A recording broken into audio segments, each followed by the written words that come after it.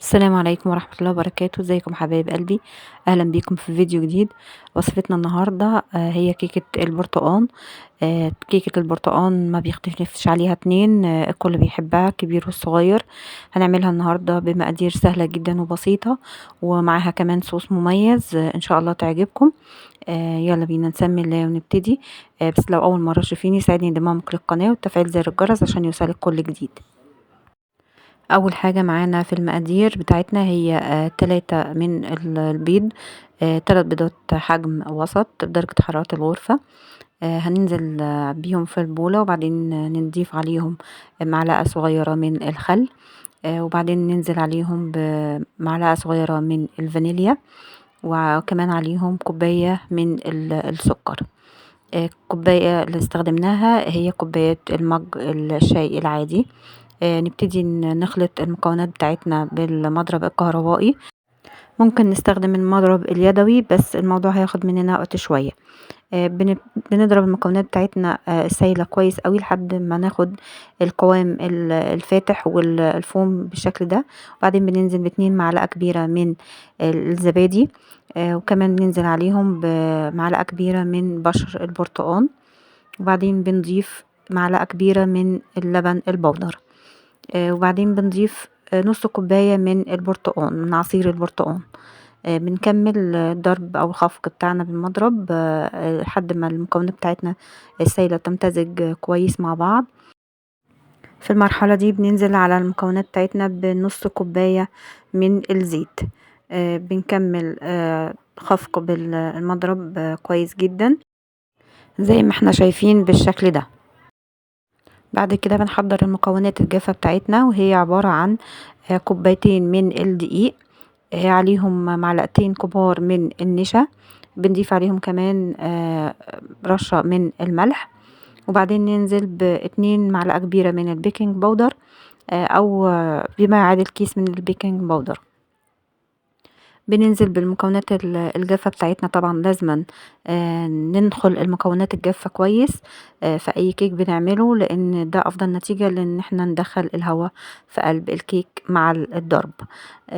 بعد كده بنبتدي نخلط تاني بالمضرب بتاعنا لحد ما نخلط الدقيق مع المكونات كلها بالشكل ده. في المرحلة دي ممكن تستغني خالص عن المضرب الكهربائي وتستخدمي المضرب اليدوي لمجرد مزج المكونات مع بعض كويس. وطبعا لازم نستخدم معلقة او اي حاجة ننزل الدقيق اللي لازق على حروف البولة واحنا شغالين، وبعدين بنكمل ضرب تاني بالمضرب، وبكده نكون خلصنا. طبعا لازم نستخدم في المرحلة دي سباتولا علشان نجمع كل حروف الخليط معانا، وكمان المكونات نتأكد من تحت ان مفيش دقيق في قاع البولة واحنا بنشتغل. بعد كده بنحضر الصينية اللي هنخبز فيها.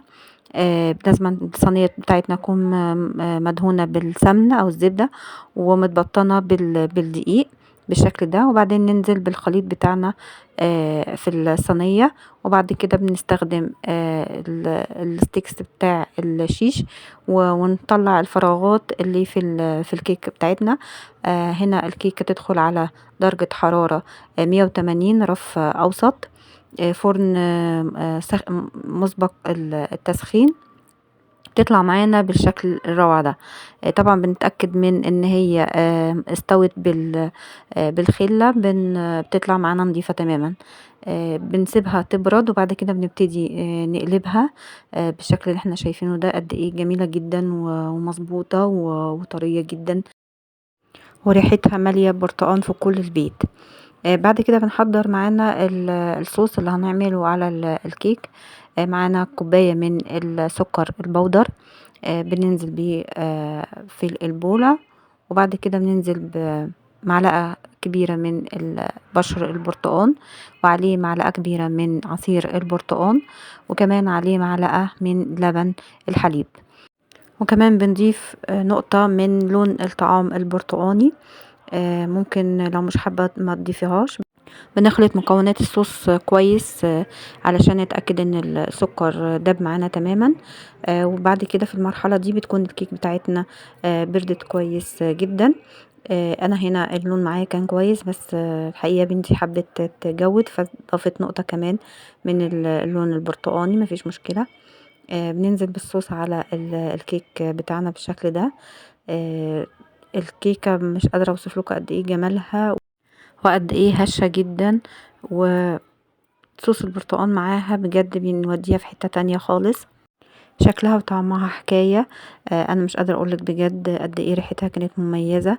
انا حقيقي من جمالها عملت واحدة تانية كمان تاني يوم لان طلبوها مني.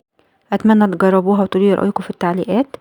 لو عجبك الفيديو لايك وشير، واشوفكم على فيديو جديد ان شاء الله عن قريب، ومع الف سلامة.